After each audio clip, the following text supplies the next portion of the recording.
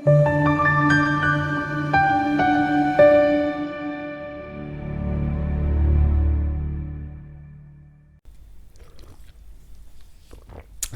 somukele.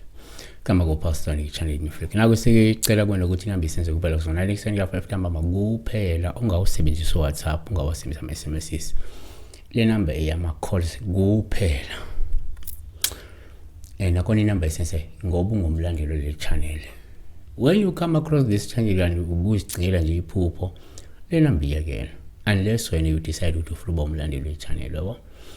Umfona la musu ufuna nguzigama. Umuntu ofuna ichaze wena obuwena ufuna ukusizakala. Wena osufuna usizo. Awukwazi ukufika ubuze mina uthi ngubani.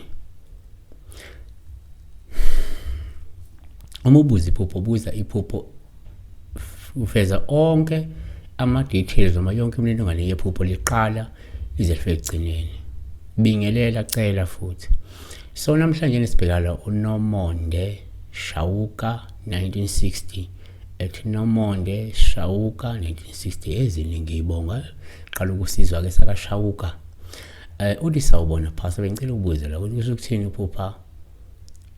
Kusho ukuthini mangiloke ngiphupha imoto esengayidayisa like 4 years ago kodwa ngihlezi ngiyiphupha ibuyile ngathi eyami futhi.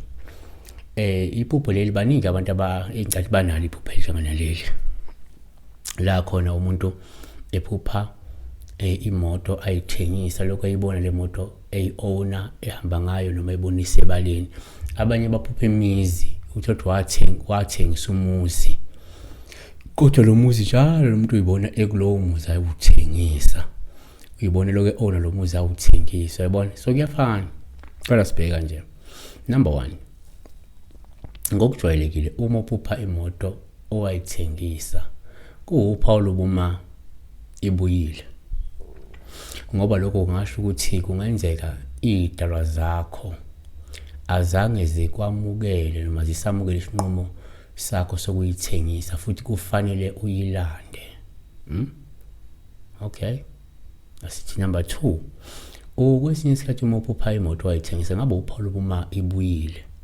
Lungabe lisho kungenzeka uNkulunkulu kade engafuni ukuthi uyithengise uma ukuthi wena ulikholwa ngoba ibalekile futhi kade mhlawumbe isadingeka ekhaya noma kade kusenomsebenzi kade ifune ikwenze kunomuntu okade engayisebenzisa le moto. Nakha uLeviticus 25 verse 23 awe ukuthengisa ngeze kuze kube phakade ngoba izwe lingelami mina ningabafokazi nabakokobeleyo kimi.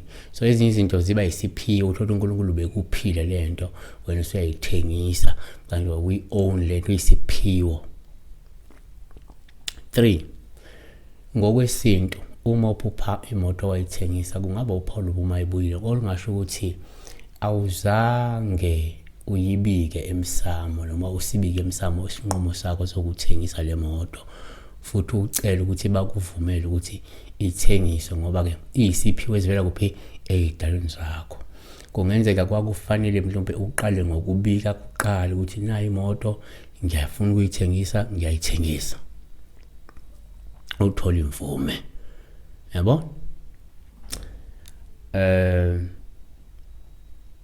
4.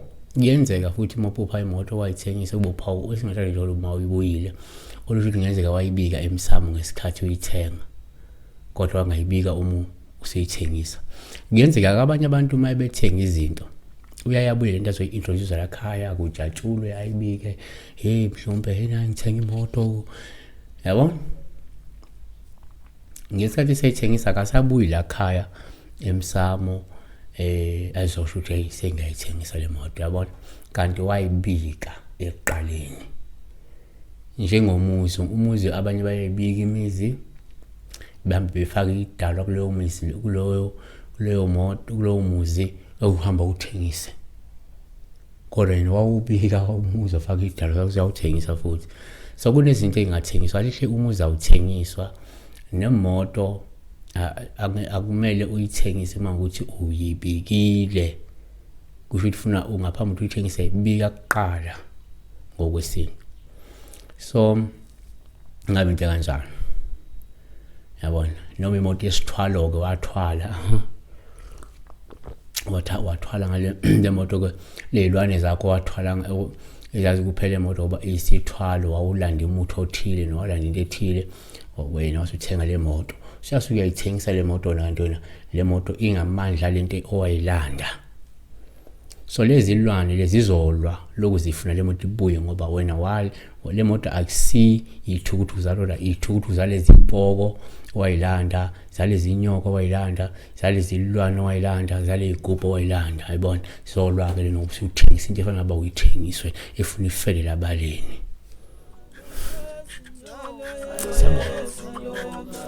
Besibheka la uphupha into owayithengisa lokuyibona uyiphethe bloku ibuyeni yakho.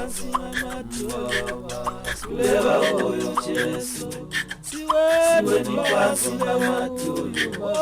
Kuleba uyo Baba, siwe ni pasi na matulu. Kuleba uyo Jesu.